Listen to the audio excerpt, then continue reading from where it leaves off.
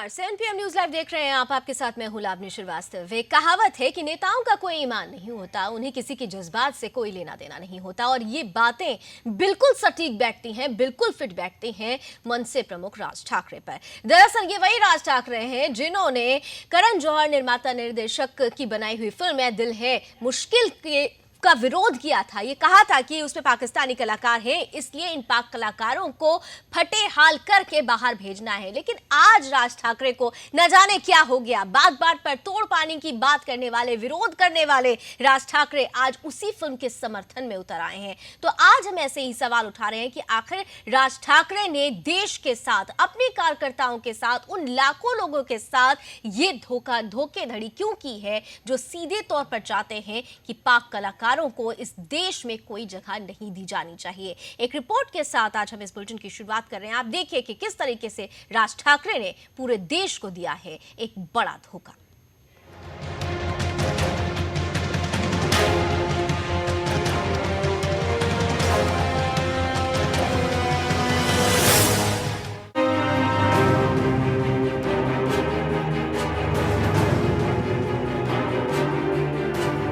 पाकिस्तानी कलाकारों को भारतीय फिल्मों से उल्टे पांव वापस भेजने की कोशिशों को बड़ा झटका लगा है। जो महाराष्ट्र नवनिर्माण सेना कल तक पूरे मामले को लेकर दम्भ भर रही थी, अब उसी मनसे ने पाक कलाकारों की लॉबी के आगे घुटने टेक दिए हैं। बात बेबात पर विरोधियों और तोड़पानी और साठगांठ का आरोप लगाने वाले राज ठाकरे अपनी जुबान से पलटी मार गए हैं। राजनीति में बात और जज्बात की कोई कीमत नहीं। आज ये बात फिर से सच साबित हुई। करण जौहर की फिल्म ए दिल है मुश्किल को लेकर जब मनसे ने हुंकार भरी तो देश के अलग अलग हिस्सों से मनसे को समर्थन मिलने लगा। लेकिन शनिवार की सुबह उन करोड़ों लोगों की उम्मीदों पर पानी फिर गया जब महाराष्ट्र के मुख्यमंत्री देवेंद्र फडणवीस ने फिल्म के प्रोड्यूसर और राज ठाकरे को बातचीत करने के लिए बुलाया। बंद कमरे में चली इस मीटिंग में राज ठाकरे के अलावा प्रोड्यूसर मुकेश भट्ट और सिद्धार्थ रॉय कपूर मौजूद थे। कमरे के अंदर मुकेश भट्ट ने न जाने कौन सी टॉनिक दी कि राज ठाकरे अपनी जुबान से पलटी मार गए। हमारे विश्वसनीय सूत्र बताते हैं कि ठाकरे ने प्रोड्यूसर से तोड़ पानी कर लिया है, जिसका परिणाम ये हुआ कि फिल्म को रिलीज करने पर सहमति बन गई। मीटिंग में ये तय हुआ कि फिल्म की शुरुआत में उड़ी हमलों में शहीदों को श्रद्धांजलि दी जाएगी। भविष्य में पाकिस्तानी कलाकारों को काम नहीं दिया जाएगा। अगर कोई प्रोड्यूसर पाकिस्तानी कलाकार को फिल्म में लेता है तो उसे आर्मी रिलीफ फंड में 5 करोड़ रुपए देने होंगे। अब मनसे के कार्यकर्ता सिनेमाघरों में तोड़फोड़ नहीं करेंगे। अब राज ठाकरे को पाकिस्तानी कलाकारों से कोई परेशानी नहीं है। लेकिन सवाल आज भी वही है कि यह दिल है मुश्किल में फवाद खान क्यों? एक फवाद खान के लिए इतने बड़े स्तर पर मीटिंग करने की क्या जरूरत थी? क्या फवाद खान के सीन को सेंसर करके ये संदेश नहीं देना चाहिए था कि बॉलीवुड में पाकिस्तानियों के लिए कोई जगह नहीं है? सवाल तो उठेंगे और हम उठाते रहे हैं और उठाते रहेंगे, क्योंकि हम सुदर्शन न्यूज हैं। सुदर्शन न्यूज के लिए ब्यूरो रिपोर्ट के साथ राजापाल।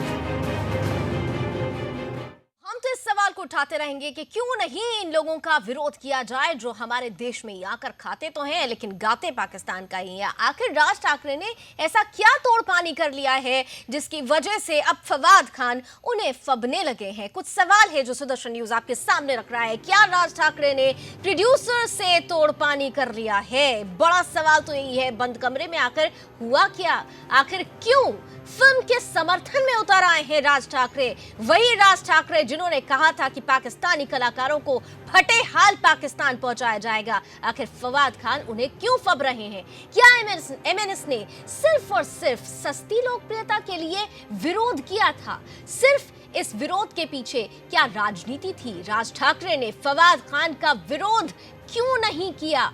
बंद कमरे में आकर राज ठाकरे को फवाद खान की तरफ से क्या मिला? क्यों उन्होंने फवाद खान का विरोध नहीं किया? क्या पाक कलाकारों का विरोध सिर्फ एक दिखावा था?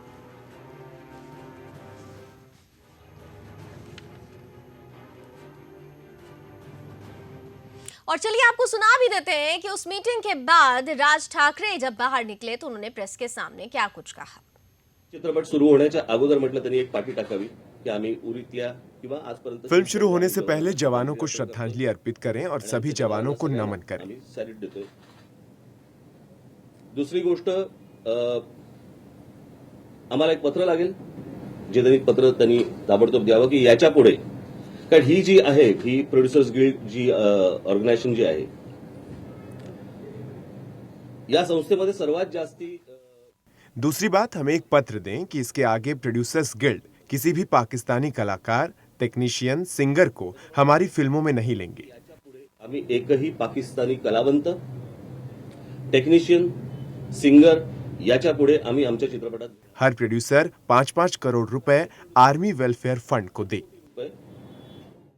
तो सीधे तौर पर राज ठाकरे जिन 3 मांगों की बात कर रहे हैं, दरअसल उन मांगों की बात तो थी ही नहीं। वो फवाद खान जो पाकिस्तान भागने के बाद कहता है कि मेरे लिए पहले मेरा देश है, तो क्यों नहीं राज ठाकरे को आज अपना देश पहले दिखाई दे रहा है? क्या फवाद खान उन्हें इतना फबने लगे हैं कि सीधे तौर पर इन 3 मांगों के जरिए उस फिल्म को रिलीज कराने देंगे? क्या उन्होंने देश के साथ, अपने लोगों के साथ धोखाधड़ी नहीं की है? और क्या कुछ कह रहे हैं राज ठाकरे, अपनी जीत बता रहे हैं उसे, देखिए।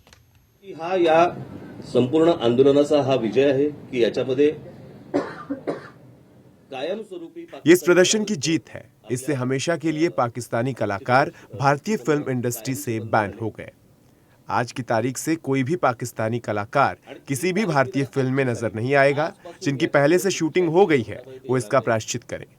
ज्यांचं काय शूटिंग बिटिंग जे काही झालं असेल, काही केलं असेल वगैरे वगैरे, तर त्या प्रोड्युसरने जाऊन प्रायश्चित्त द्यावं त्या गोष्टींचं। तो राज ठाकरे के लिए ये जीत हो सकती है, लेकिन राज ठाकरे नहीं, देश के लिए ये गुस्से का विषय है। राज ठाकरे के खुद के मनसे के खुद के कार्यकर्ता काफी नाराज हैं, क्योंकि उनका कहना है कि राज ठाकरे ने धोखाधड़ी की है अपने लोगों के साथ। ब्रेक ले रहे हैं, ब्रेक के उस पार हमारे साथ जुड़ेंगे एक ऐसे कार्यकर्ता जो वाकई इस वक्त मनसे के वो कार्यकर्ता जो राज ठाकरे से नाराज है। इस स्टोरी से ब्रेक के बाद।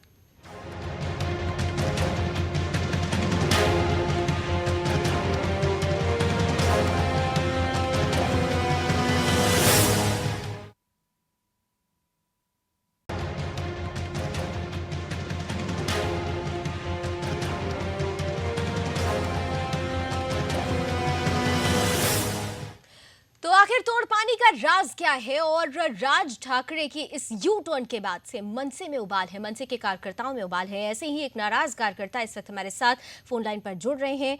अब उनका नाम ना लेने की शर्त पर वो हमारे साथ जुड़े हैं। सर, मैं आपसे जानना चाहूंगी कि राज ठाकरे जिस तरीके से विरोध में उतरे थे ए दिल है मुश्किल फिल्म को लेकर, लेकिन अब उन्होंने यू टर्न ले लिया है। आखिर इस यू टर्न का कारण आप लोग क्या समझ रहे हैं? ये वहां की राजनीति होगी, उससे हमें कोई मतलब नहीं। हम लोग का अपना जो स्टैंड है क्लियर है कि हम लोग को देश को आगे रखना है और उसके आगे कुछ नहीं करना। तो वो सर्वोपरि है। राज साहब, अगर उस समय बाला साहब ठाकरे अगर होते तो उनका स्टैंड वही होता जो पहले उन्होंने स्टैंड लिया होता।